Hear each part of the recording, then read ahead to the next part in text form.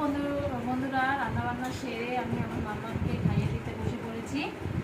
মামামের আজকে শরীরটা ভালো নয়, তাই বলছে আগে একটু খাওয়াই দিই, তারপরে ওরে ওষুধ খাওয়াতে হবে আর কি। জ্বর এসেছে আমার মামামের। আর আজকে কী কী রান্না হয়েছে সেটা তাদের সঙ্গে শেয়ার করবো। আজকে হয়েছে দেখো, মহলা মাছ উচ্ছে দিয়ে হয়েছে, এ দেখো। তারপরে এখানে ঝিঙে চেকচি হয়েছে, ছেঁচি। আর এখানে আম কাটা হয়েছে, পেঁপে কাটা হয়েছে, এটা ফল। এখানে শসা। আর এখানে একটা সকালে আলুর তরকারি করেছিলাম টিফিনে আর কি।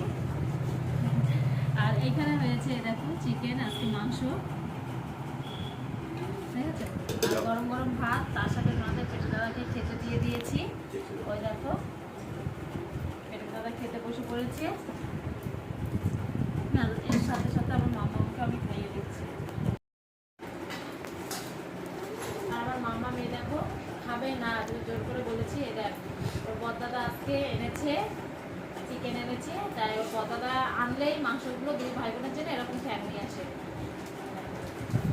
জ্বরের মুখ তো বলছে খাবো না, তাই বলছে আয় আমি খাইয়ে দিই। আর তো দেখো কি বিস্কুট নিয়ে বসে